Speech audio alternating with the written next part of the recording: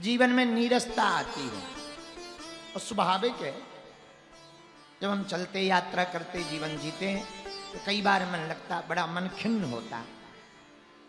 खिन्न मन को प्रसन्न करना हो, खिन्न मन को प्रसन्न करना हो तो परम प्रसन्न रहने वाले परमात्मा का सुमरन करना चाहिए। कथा यही कराती। कथा हमें उन भगवान के बारे में बताती जिन्होंने संसार बनाया। तो भाई किसी ने कहा महाराज कथा सुननी तो चाहिए, ये बात तो बहुत अच्छी है, पर बार बार क्यों सुननी चाहिए? ठटरी के बड़े बार बार क्यों खाते हो? वाह महाराज, हम जिएंगे कैसे, खाएंगे नहीं बार बार? तो भैया भोजन करते क्यों हैं? बोले शरीर की पुष्टि के लिए। तो एक संत बोले भैया जैसे भोजन करने से शरीर पुष्ट होता है वैसे ही भगवान की कथा सुनने से आत्मा तंदुरुस्त होती है। हाँ, आत्मा का भोजन कथा है। आत्मा का भोजन क्या है? कथा। तो शरीर का भोजन तो हो रहा, आत्मा का भोजन कैसे होगा? बोले कथा सुनने से होगा। बोलो सीताराम। अच्छा, आत्मा का भोजन कथा क्यों है? बोले देखो भैया, भगवान को पाने के 4 रास्ते हैं। पहला तो संत संग। क्या? संतों का संग करो। दूसरा रास्ता, बोले भैया दूसरा रास्ता है अर्थ से परमार्थ की यात्रा। खूब अर्थ कमाओ पर परमार्थ में लगाओ। बोले तीसरा रास्ता क्या है? बोले भैया तीसरा रास्ता है भगवान में रम जाओ। कैसे रम जाओ? बोले नमक की तरह। नमक की तरह क्यों? बोले देखो भैया, सब्जी में दाल में नमक ना डालो तो क्या वो दाल या सब्जी स्वादिष्ट लगती है? बोलो बोलो बोलो, अरे जोर से बोलो। बढ़िया पनीर बनी हो, शाही पनीर, कढ़ाई पनीर, आहा, बढ़िया छोले की सब्जी बनी हो, आलू टमाटर की सब्जी बनी हो, पर नमक ना हो तो क्या सब्जी बढ़िया लगेगी? अरे बोलो नहीं ना। बिना नमक के, नमक को संस्कृत में कहते हैं रस। क्या कहते हैं? रस। इसका अर्थ है कि रस के बिना जीवन नीरस है। जब तक रस, सब्जी में रस ना हो तो सब्जी भी आनंददायी नहीं होती। ऐसे ही जिंदगी है, जिंदगी में रस ना हो तो जिंदगी भी बेकार लगती है। बोलो सीताराम।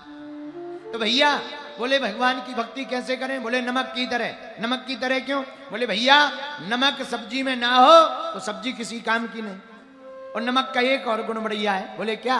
बोले वो सब्जी में मिल तो जाता है पर दिखाई नहीं पड़ता है। ऐसे ही भगवान है, अंदर होता है, समाहित होता है पर दिखाई नहीं पड़ता है।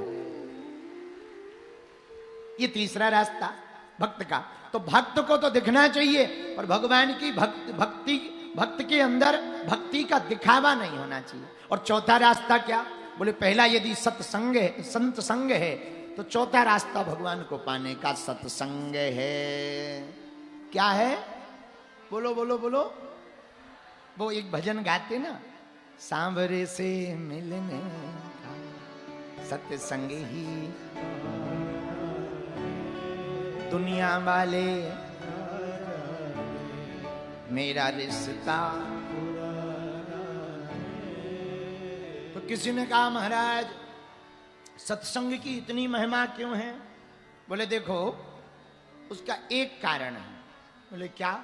बोले जब आदमी सत्संग जाता है तो भगवान का संग कर लेता।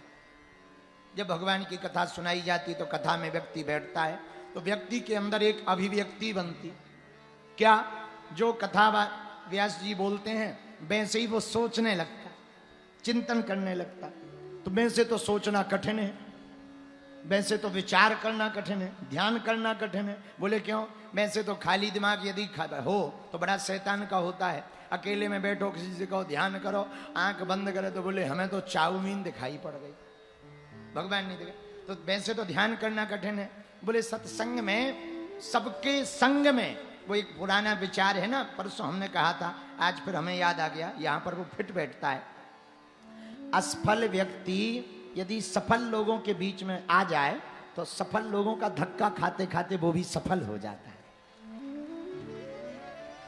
ऐसी अभक्त यदि भक्तों के बीच में आ जाए तो भक्तों के धक्का खाते खाते, प्रवचन सुनते सुनते वो भी भगवान का भक्त बन जाता है।